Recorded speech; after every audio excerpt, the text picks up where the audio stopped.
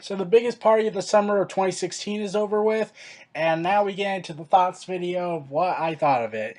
Okay, besides Sheamus versus Cesaro, Charlotte versus Sasha Banks, AJ Styles versus Cena, Finn Balor versus Seth Rollins, and the Roman Reigns Rusev Brawl, overall NXT was the better show. For two reasons. It had this SummerSlam had the potential to be one of the best yet. They gave the pre-show a very long time to let matches happen, except for one. They gave surprise factors, but ultimately is met with such venomous problems and questionable booking that it's just so confusing. And well, especially how the show ended, it was more like a scratch your head. Like, was that real? Was that fake? We don't know. We'll hopefully find out later on. But anyways, let's get things started. So Team SmackDown gets to have their pre-show match with the tag team match with the 12-man tag team match with American Alpha, the Hype Bros, the Usos versus Breezango, the Ascension, and the Vlad Villains. And I was surprised how long the match went. It was 14 minutes and 32 seconds. I was surprised that match went as long as it did. Like, normally pre-show matches aren't really that long. Not even the Shield versus the Usos match at Money in the Bank 2013 was that long. So I really got to hand it to them that they managed to give them, oh, well, we have 2 hours of pre-show material to do. Let's just let's just give them as much time as they need. And then and that match was overall good. And we also got a tease of the Usos probably turning heel when they wanted to overshadow the American Alpha group by saying, "Yeah, we're still the premier tag team on SmackDown," and even the commentators addressed that. How the Usos might be trying to stake their claim that they're still the best tag team out there, which could lead to the American Alpha versus Uso match, which I would pay to see, even though the Usos are still as fuck. But overall, this was a solid tag team match, a great way to start the show off. Now we get Sami Zayn and Neville, who should not be on the pre-show, instead should be on the main card, against the would-be non-nostalgia act, but really is a nostalgia act, the Dudley Boys. And word has been going around that the Dudley Boys might be splitting up soon. And, I'm a little concerned about that because last time the Dudley Boys split up in WWE, it didn't really end that well for them. And then they got back together after like a year or so, I think. Like, they tried to make it work, but ultimately it's just not the same. Like, you stick to one formula constantly and people just think, "Oh, well, they'll expect it." And when they try to do something different, it's going to be met with some negativity before embracing it, but that's going to take a while. But individually, they just weren't as great as they were. I'm like, and people might consider me going crazy here, but TNA did better when they split the Dudleys. Like, look what happened to Devon Dudley and Bully Ray. Like Bubba Ray became Bully Ray. He became a TNA World Champion. Then reunited with Devon Dudley to do the Aces and Eights storyline. But even then, Bubba Ray was still a World Champion, and Devon was doing well as a singles competitor, as one of the top heels in TNA at the time. So yeah, TNA did better with the Dudley Boys split than WWE did.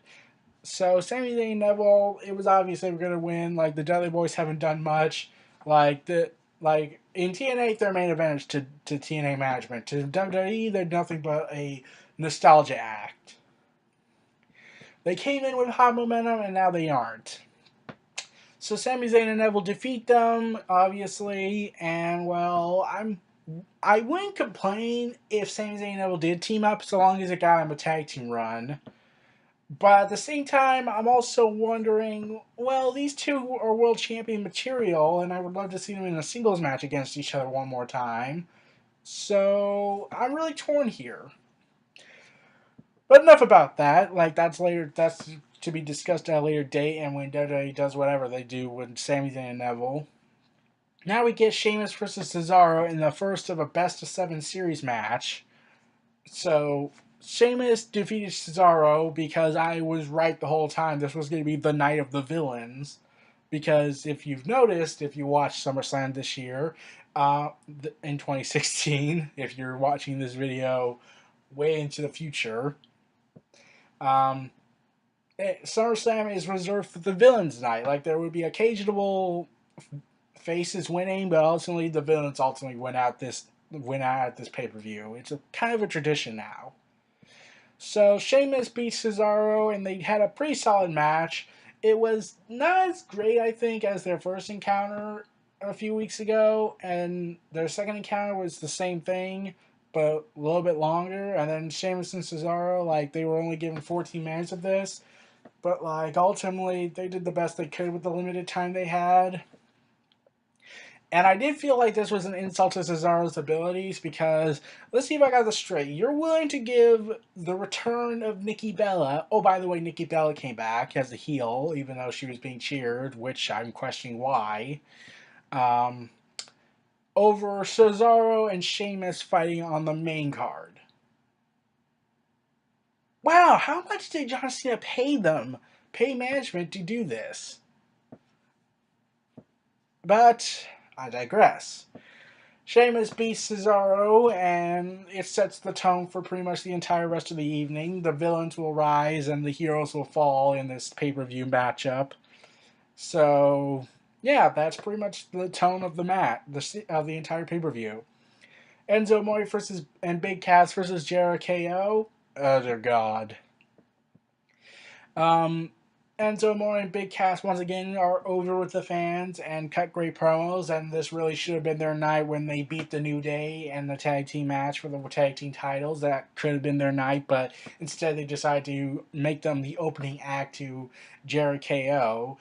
And well, Chris Jericho and Kevin Owens. Let's just get things out of the way. I really like their chemistry, Chris Jericho and Kevin Owens. Like they're just hilarious. Kevin Owens being the cool guy at times, and Jericho acting like the smug, arrogant, prick that he is in personality character. But ultimately, like Enzo and Big Cass, some people are going to make the argument, yeah, they should have won that match. But ultimately, this was just a fun tag team match for me. Like, no one really got affected by this, and I really did like the ending where Kevin Owens tries to attempt the pop-up powerbomb, and yet Enzo is caught in the code breaker. That could work as a finisher if they actually try that again as a tag team finisher. That could actually work, and I'd be all for that.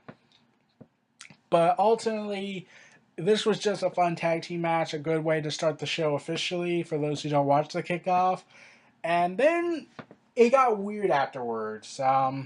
After this match, we get Charlotte versus Sasha Banks, and I was what? Like I would thought that would be like between either the world title and the Universal title.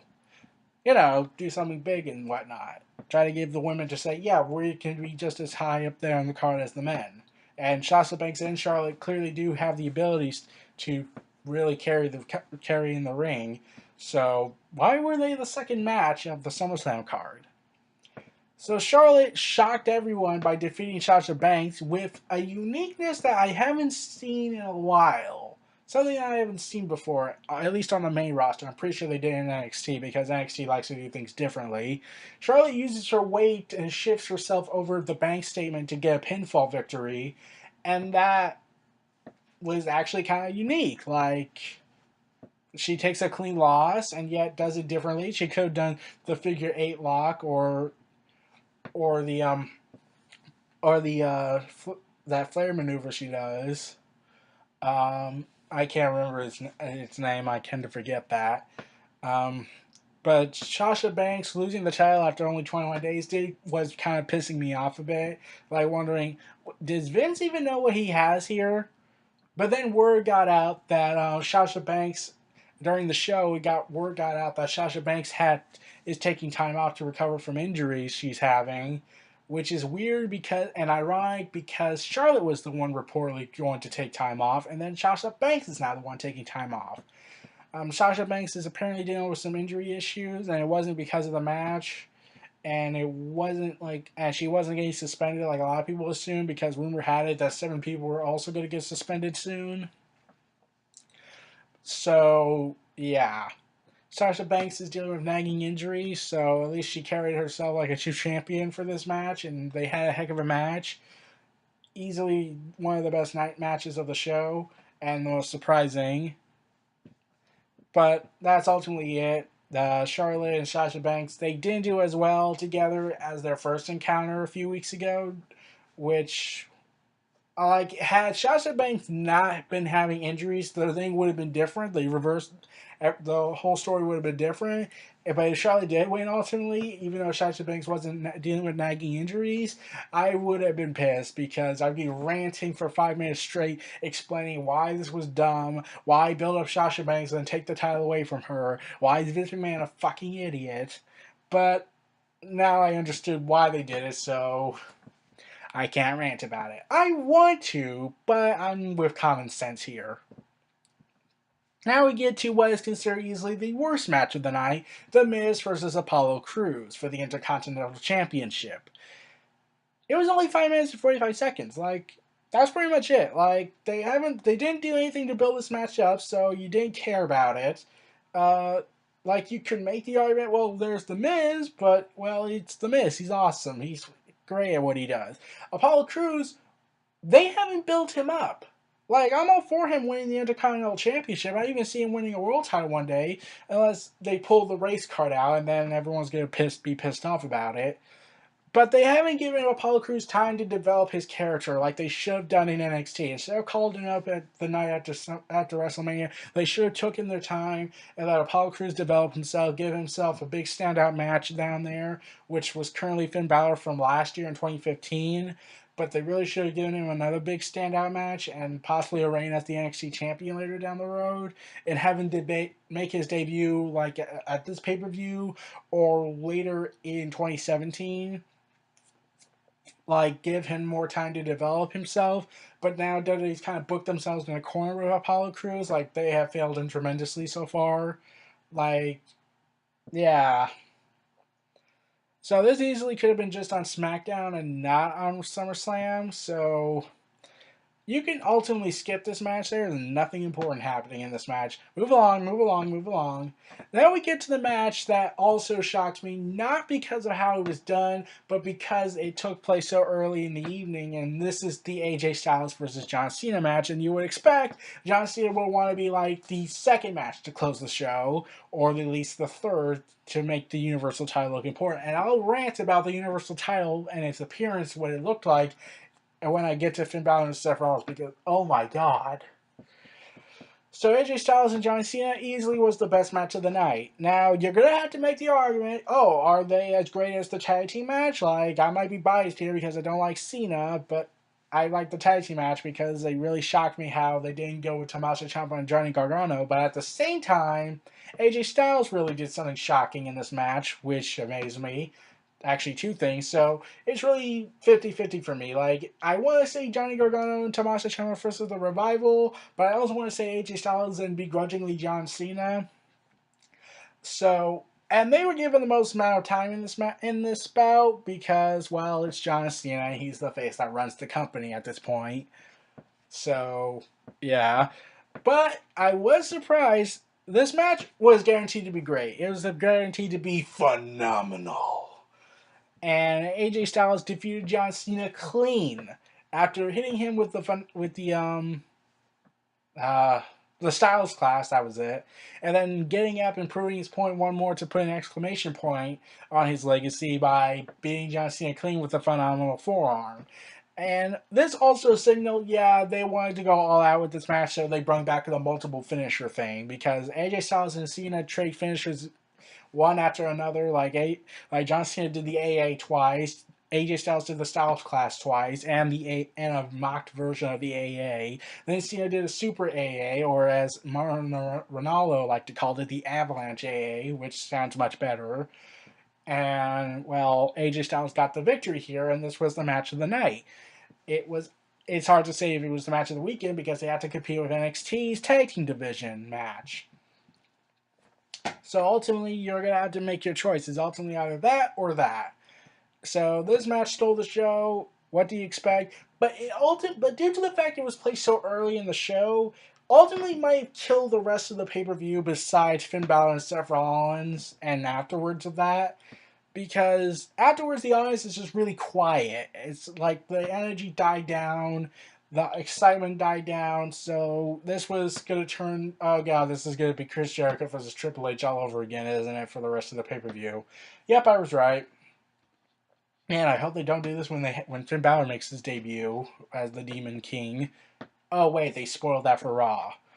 So Luke Gallows and Carl Anderson versus the New Day.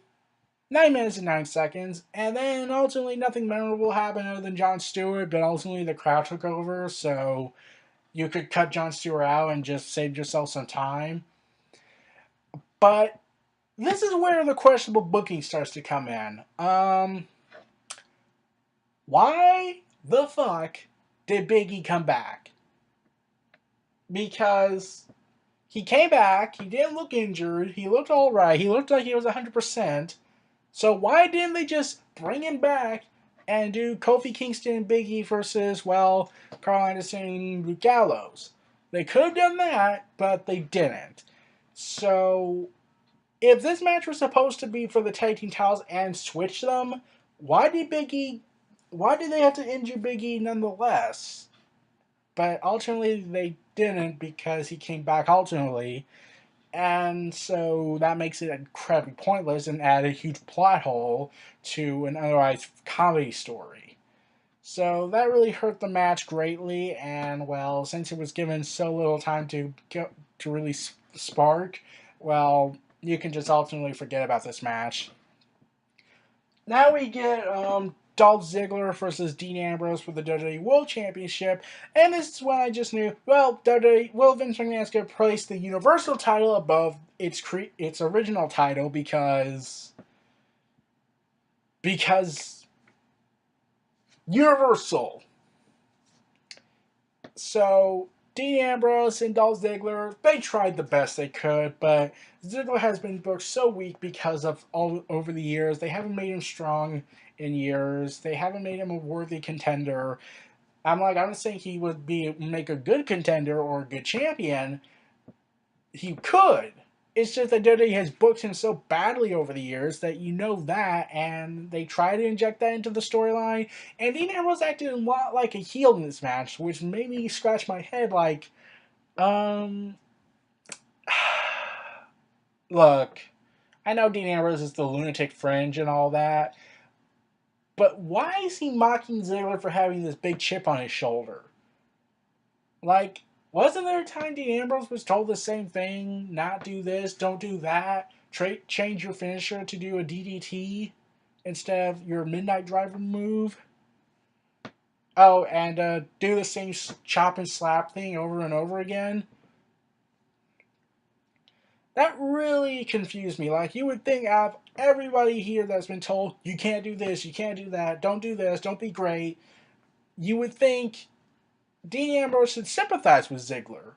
That ultimately confused me. And I think there's another reason why I think this match was pushed down the card.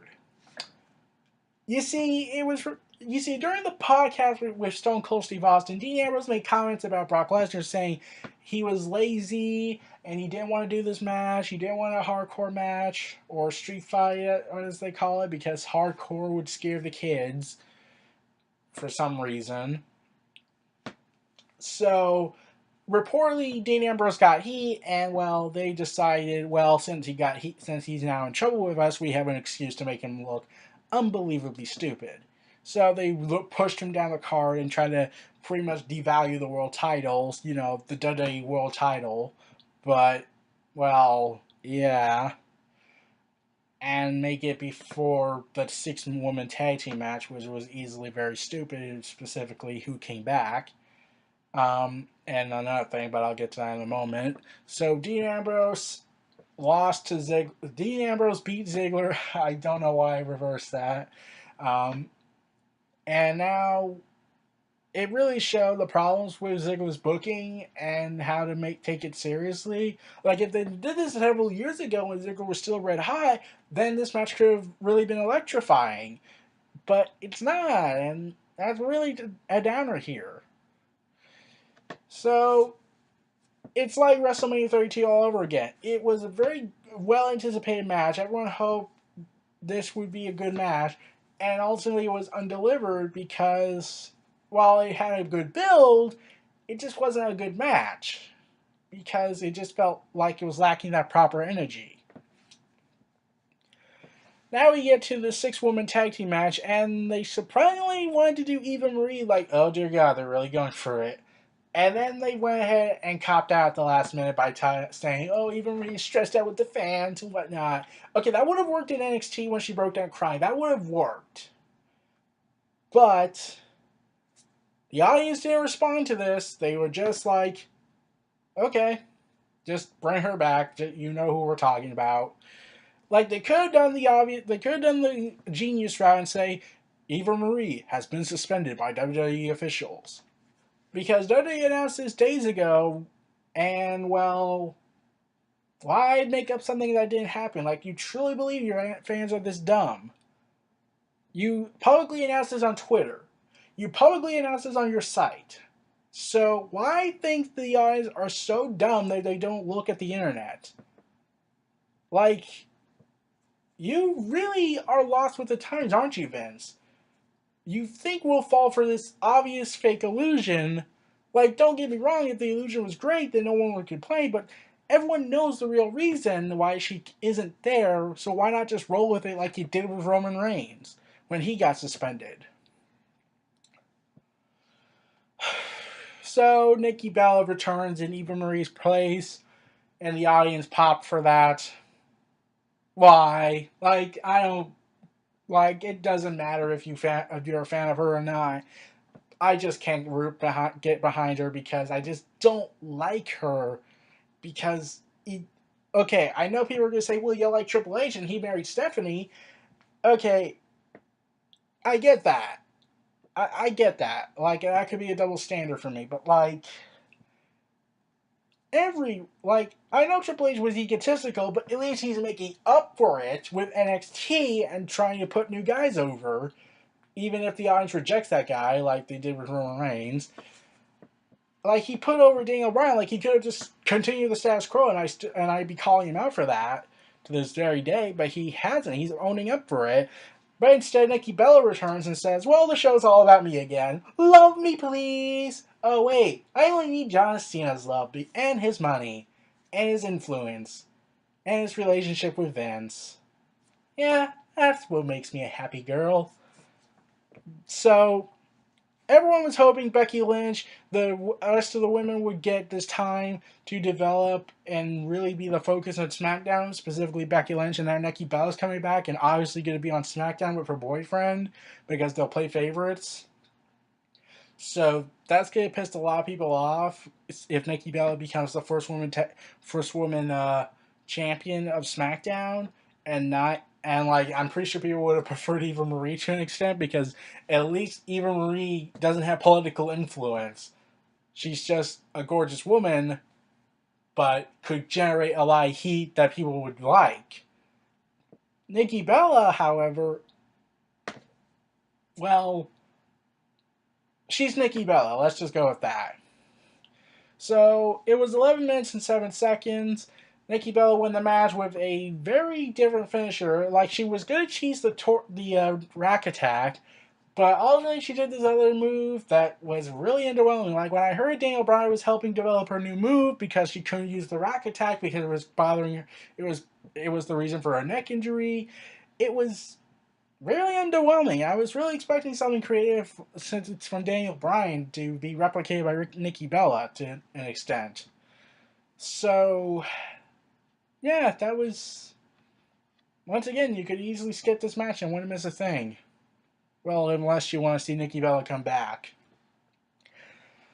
So now we get to one of the main events of the evening. Finn Balor versus Seth Rollins for the Universal title. And by God, the Universal title was shown. And I knew it was going to be bad. I just did not think they would go with it. I was really hoping for that. It's the same belt as the Women's Championship and the WWE World Championship, but red.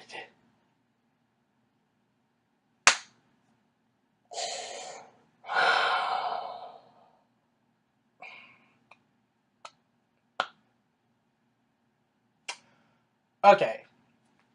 I get why the women's title looks like the WWE title, because they want to establish that women can be just as equal as men. I get that. I don't like the design because it just feels generic. It's just that I get it, but it doesn't mean I have to like it. The Universal title, however, makes no sense. It might as well have just been called the Super Duper Mega World Championship because of its name. Like, I get that there were other titles and other independent promotions called Universal Championship, but the promotion was called Universal Wrestling Association, or Universal blank blank, or blank Universal blank. But WWE is called World Wrestling Entertainment, not Universal Wrestling Entertainment. They can do that when we discover aliens and go beyond the stars. So it just sounded more like, hey, let's make a new world title and call it the Universal title. And someone had to have said, that is effing stupid. Vince, you have to think this is stupid. And Vince, being the senile guy that he is nowadays, yeah, I think that was a good idea. Yeah, I think this could work. And then I would say, you might as well have just called it the Super Duper Mega World Championship, because that's pretty much what you're saying. Like, it's a bigger name, so it has a bigger meaning, so do this. Let's do that. Let's make it sound like it's more important than the World Championship. You know, that championship that we've had for nearly 50 years, for over 50 years now? Yeah, let's make this championship and make it sound like it's more important.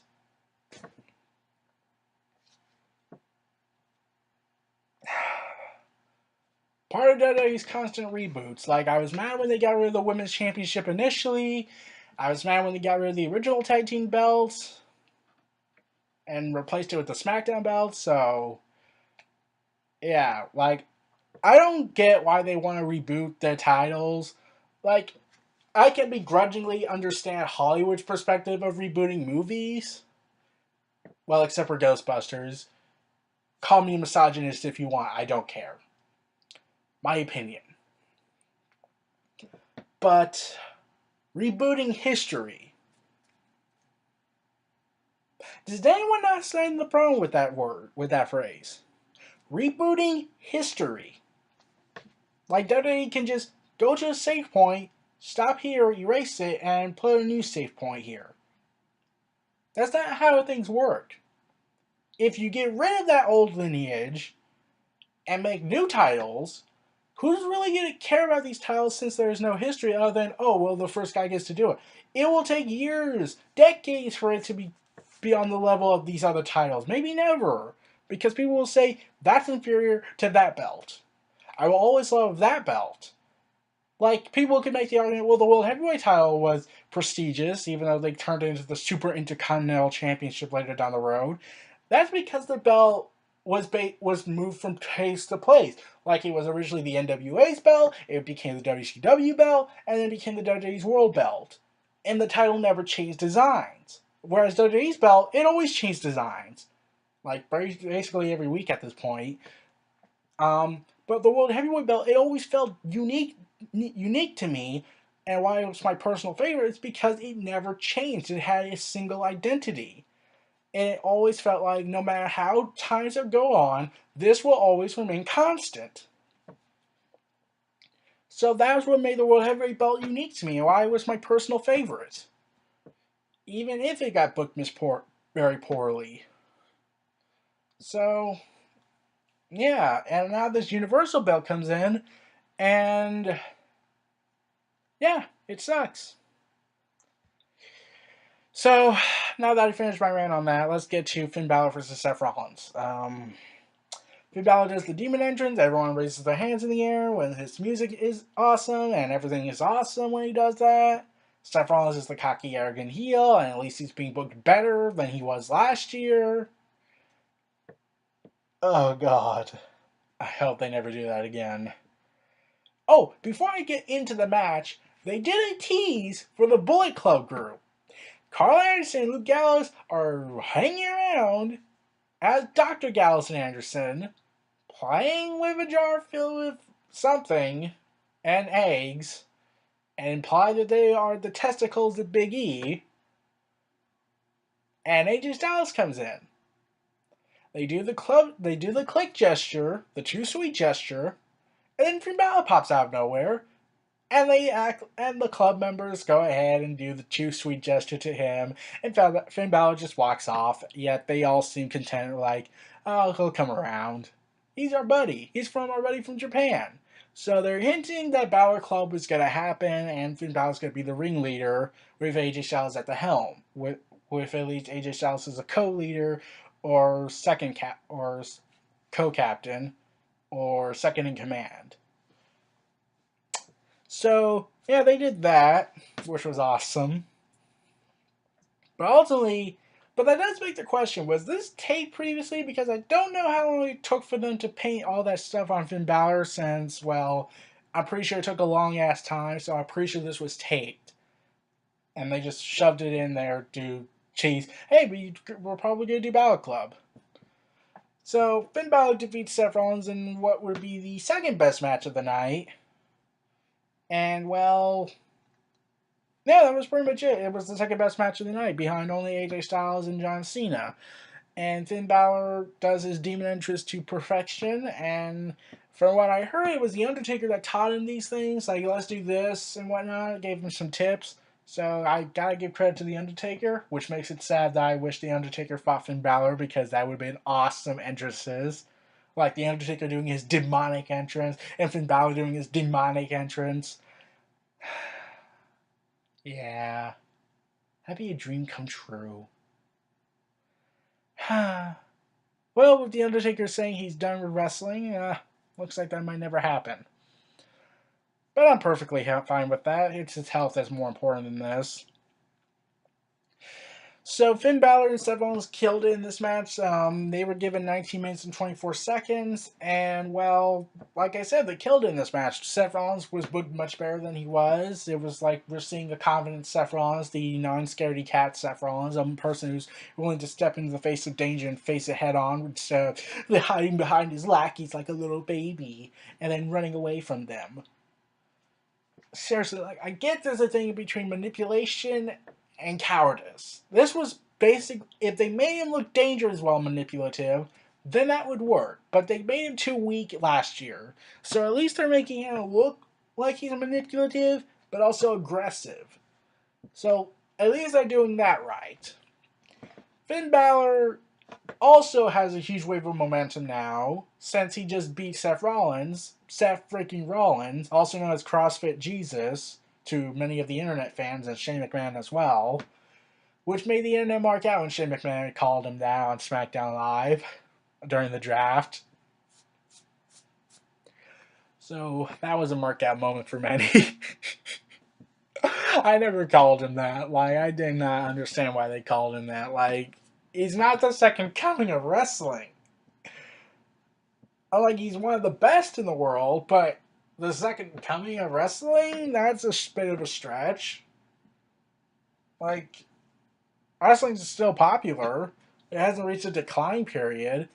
If anything, the Monday Night War was the second coming of wrestling. And now it hasn't. It's kind of overexposed right now with so many programs in 1 week, each week coming in, but it hasn't reached a decline period. So I say we're safe for now. But ultimately, they had a great match. They traded some finishers, made you on the edge of your seat. Finn Balor would defeat Seth Rollins and become the Universal Champion. So he makes this debate, wins the world title, well, the Universal title, because fuck logic, and in all less than 1 month. And no one's complaining about that. Like, I'm not complaining about that, because Finn Balor is great. But WWE likes to erase whatever you did in NXT. Like, they would mention it. Don't get me wrong. They would mention their time in NXT. But WWE also treats NXT like, oh, the main roster is the dominant force. NXT, oh, you can just play with your belts and your little kids. Like, they even said that Finn Balor's demonic. Like, they even said during the kickoff that Jerry Lawler mocked NXT, saying, oh, all those guys are rookies and whatnot. They are always intimidated by things like Finn Balor. when he puts on his makeup. And I'm like, okay, King, step into the ring. Okay, yeah, no. Step into the ring. You may be a veteran, but they can kick your ass. They're all from the indie scenes. They know experience. They have more experience here. They're not the rookies like you think they are. They're just down there. Like, you really want to tell Bobby Roode that. You really want to tell all these guys who have been in wrestling promotions around the world, been on international TV, but don't get me wrong, King, all due respect to you, but, yeah, who the fuck are you to say that? This is like the second time he's made a comment to try mock something else. Like saying regarding AJ Styles, I believe it was saying if it didn't happen in WWE, it didn't happen. Therefore mocking everything he's done in Japan, TNA, because, well, we are the superior brand. We can say whatever we want. Who's gonna stop us? That's really egotistical right there for Vince. So, really, I blame Vince more than I blame Jerry Lawler, so... But I would like to see Jerry Lawler say that to the rookies, and I put this in quotations. I would really love him to say that to the rookies of NXT's faces. And see how that works out. In fact, put Vince in there as well, because that's clearly what Vince thinks. Oh, and also Kevin Dunn, because I'm pretty sure Kevin Dunn screamed in his ear to do that. So, now we get Rusev versus Roman Reigns. The match never happened. No, it turned into a big brawl. It turned into a big brawl angle. They gave away the match on free television and do an angle on SummerSlam. And the audience was red hot regarding that because they just came off of Finn Balor's spectacularness, and now they want to see a U.S. title match, and it doesn't been given to them. They might as well just watch Raw. And now Rusev and Roman Reigns, they might be Roman Reigns' second bloodiest feud behind only Bray Wyatt. So, yeah, I expect this feud might be lasting for a while. Maybe end a Hell in a Cell match, perhaps. It would give prestige to the U.S. title because that means a minor title would get big exposure in a Hell in a Cell match. You've never seen that before. It's always been for the world title, but you've never seen it for a secondary title. So I have to say that's something different. So Rusev and Roman Reigns brawl. They're destroying each other. Roman Reigns is acting like the silent killer, basically something he should have been instead of the cartoon John Cena wannabe, because Vince McMahon hates everything you like. And Roman Reigns absolutely destroys Rusev at the end and spears him, and Rusev says his ribs are busted and gets out of the match. And I knew that was coming because Roman Reigns was forced to walk off the stage into the back.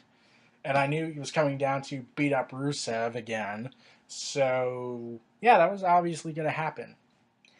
So, the match doesn't happen. Roman Reigns and Rusev just do a fight, do a brawl. I think it was also for time constraints because, well, they were over at 10:30 and they wanted to give us at around 10:40, I think. And then by the time Brock Lesnar and Randy Orton fought, it was at 10:50. So, yeah. So, now we get to the main event. Brock Lesnar with Paul Heyman versus Randy Orton. This match has been in the works for 15 years to many. Everyone was hoping this match to be great.